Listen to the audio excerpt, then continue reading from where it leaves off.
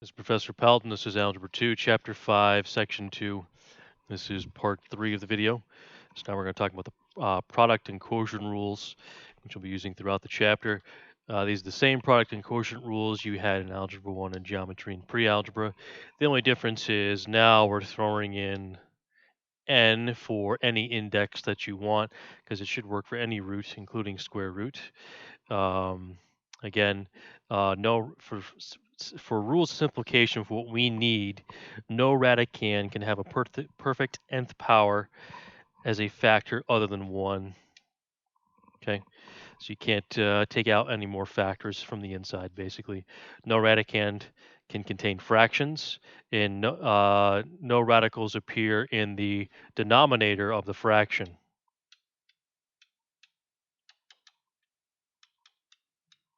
Okay, all right. So we'll go through here. You can label this as A, B, C, or 1, 2, 3. There's no real order to the rules because they all apply equally and at the same time. Okay, so the third root of 12 and the third root of 18. So 12, if I break it down, is 3 times 2 times 2, which is 3 times 4. 18 is, let's see, 2 times 9, so that's 2, 3, and 3. So neither one of those has a group of 3 inside, but we can use the product rule. And this is another product rule because it's not exponents, this is roots. And I can put them together, 3, 2, 2, 2, 3, 3, because roots of the same index can be broken apart or put together. So this is 2, 2, 2, 3, 3, 3. If I rearrange them, we have a group of 2's and a group of 3 for 2 times 3 for an answer of 6. So there's nothing left inside other than multiple factors of 1, which really don't count. So that satisfies the first rule of simplification, and there's no fractions here, so neither of the second two rules actually apply. Okay, problem B fails the third rule on the list, which is you can't have radicals in the denominator. But I can use the quotient rule here to either break it apart or put it together. I'm going to put it together in this case and get 80 over 5. And I can do this since they're both the same index of 4. If they weren't the same index of 4, that would not be possible. So that is the 4 through to 16. And using rule 1, you can only have common factors. You can only have perfect factors of 1 left, right? But clearly 16 is 2, 2, 2, 2. So I can take out a group of 2, leaving me with 2 as my answer. So now there is nothing left inside to worry about. So I've satisfied all the rules. Okay, next one, C.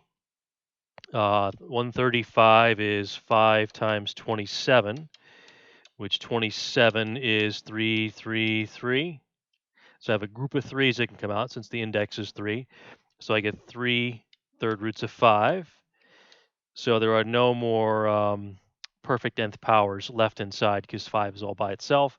So you can have multiple 1's in there, but that's it. So rule 1 is satisfied, and there's no fractions, so 2 and 3 are satisfied. Okay. D, we have a problem here because this is the fifth root of 7, and this is the fifth root of 2, 2, and 2. And we're not satisfying the third rule, which is having a radical in the denominator. So I have 3 2's. The question is, how many more do I need? I need 2 of them to make 5, correct? So I'll multiply by the fifth root of 2 over 2. I'm 2, 2, and the fifth root of 2, 2. So that is actually 1. So if you multiply by 1, it doesn't change the problem. So that gives me the fifth root of 4 times 7 is 28 over the fifth root of 1, 2, 3, 4, 5 using the product rule. So that gives me the fifth root of 28 over 2, or typically what textbook put is 1/2 the fifth root of 28. Either one of those is sufficient and equivalent. So now I no longer have any radicals in the denominator. There's no radicals contained. No radicals contain fractions, and there's nothing left out to take out besides factors of 1. Okay, pause the video, try the student problems.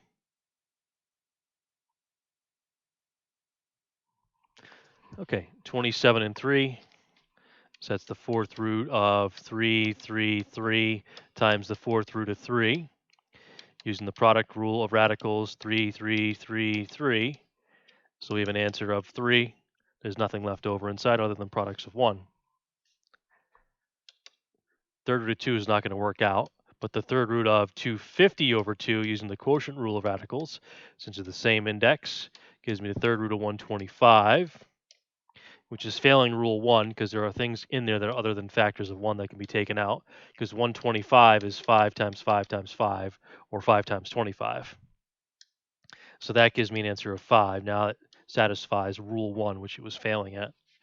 All right, 104, let's see, that is the third root. Let's see, it's divisible by 2.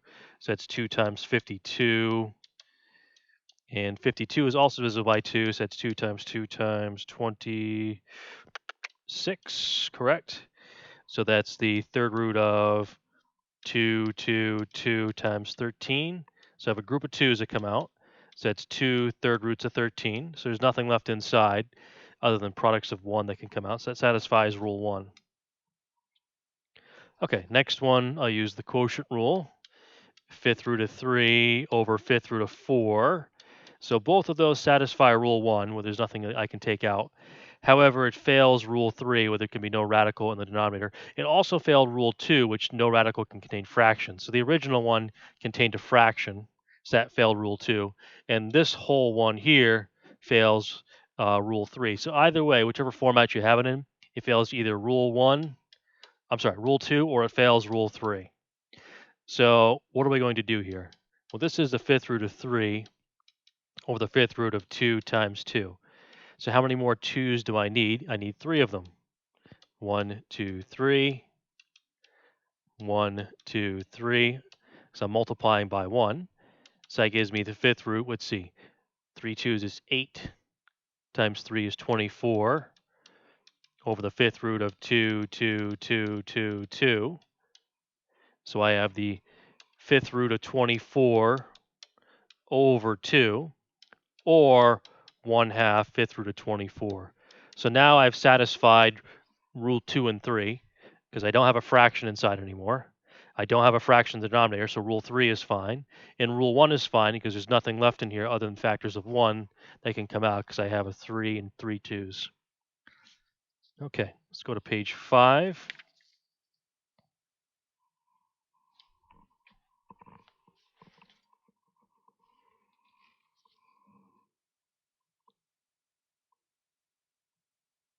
So we did the product and quotient rule, but adding and subtracting is a little bit different because when you add and subtract, there was only one rule from kindergarten to college. That's add like terms. And the other caveat of the rule before we had is we can't have radicals in the denominator. So you can't just simply multiply by the radical that you have. That will not work. So don't write this part down. So if I multiplied by root 3 over root 3, that would give me root 3 on top, right? And that would give me 5 root 3 plus root 9, which is root 3 over 5 root 3 plus 3. So I did not accomplish the goal of removing the root 3 from the denominator, which fails rule 3 from before. That's not going to work. So what we need to use is called a conjugate. We did conjugates before in the imaginary chapter, which I believe is what, chapter 4? So if it's plus, you do minus. If it's minus, you do plus. That is the conjugate. Turn this on real quick. Okay. So if it's plus, you do minus. It's minus, you do plus. However you want to think of it. It doesn't matter if the radical is in the first position, second position, or both. So if I have 5 plus root 3, I need to do 5 minus root 3 over 5 minus root 3. Because again, this whole term is 1. Multiplying by 1 doesn't change the problem. So 1 times this gives me 5 minus root 3. So if I distribute here, I get 25 minus 5 root 3 plus 5 root 3 minus root 9. Okay, so we'll simplify. 5 minus root 3 over 25. Those will cancel. Minus 3. Square root of 9 is 3. So I have 5 minus root 3 over 22.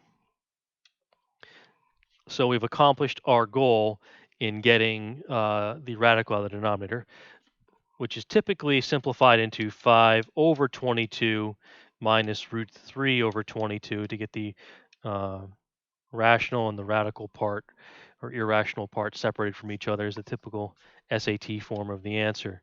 So it satisfies all three rules. None of the radicals have square roots in them. I'm sorry, fractions in them.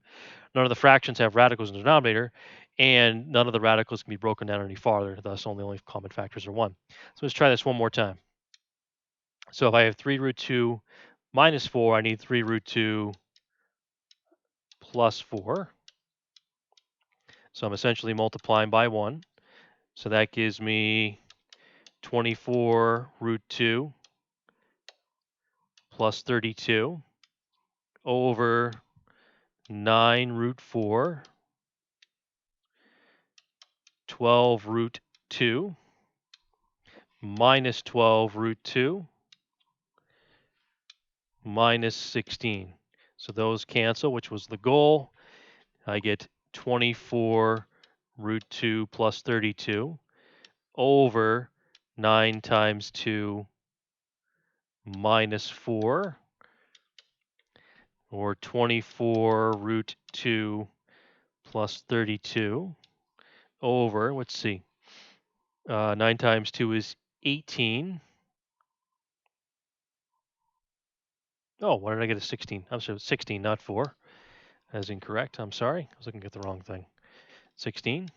So that's 18 minus 16. That would be 2.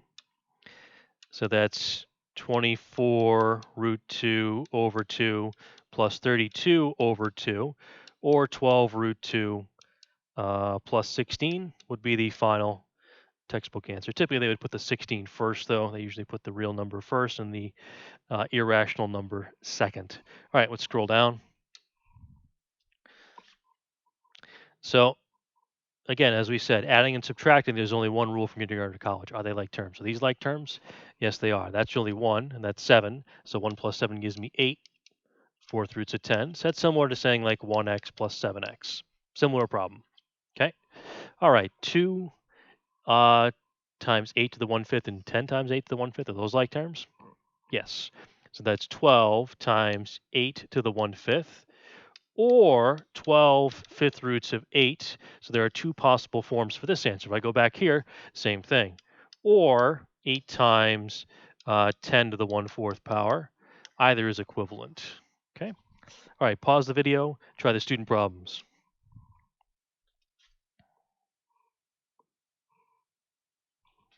Okay, so the first two fail the third rule, which you cannot have radicals in the denominator. So you need to use the conjugate, and the conjugate in this case is 6 plus root 2, 6 plus root 2. So that's multiplied by 1. That gives me 6 plus root 2 on the top. On the bottom, 36 plus 6 root 2. My line got a little crooked there. We'll fix that up. Make that go all the way across. Minus 6 root 2 minus root 4. So that's 6 plus root 2 over 36. Cancel, cancel. Minus 2, because the square root of 4 is 2. So 6 plus root 2 over 34. So 6 over 34 plus root 2 over 34. Because you want the rational and irrational parts separated typically for the final answers. So let's see, 6 over 34 is simplifiable. That's what, 3/17, because a common factor of 2 plus root 2 over 34. So that would be a good textbook answer there.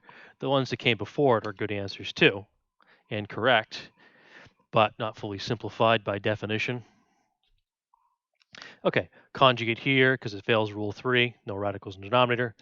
Root 5 minus root 3, root 5 minus root 3. So if I distribute, I get 6 root 5 minus 6 root 3. Make a long line there. Root 25 minus root 15 plus root 15. Let me fix that minus there. Kind of went out of whack. Minus root 15. I don't know if that's much better, but oh well.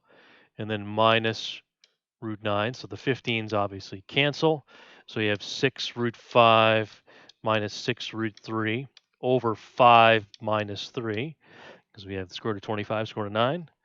So that's 6 root 5 minus 6 root 3 over 2, or 6 over 2 root 5 minus 6 over 3 root 2, over 2, I'm sorry, I said that wrong. So that's 3 root 5 minus 3 root 3 would be the final textbook answer. You cannot combine those because they are not like terms. They have different radicals. The last two problems, however, are like terms. So 7 minus 1 is 6 fifth roots of 12, or 6 times 12 to the 1/5.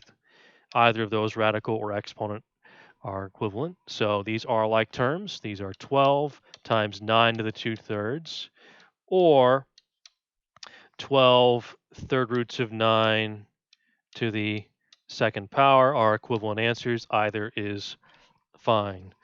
That is the end of part 3.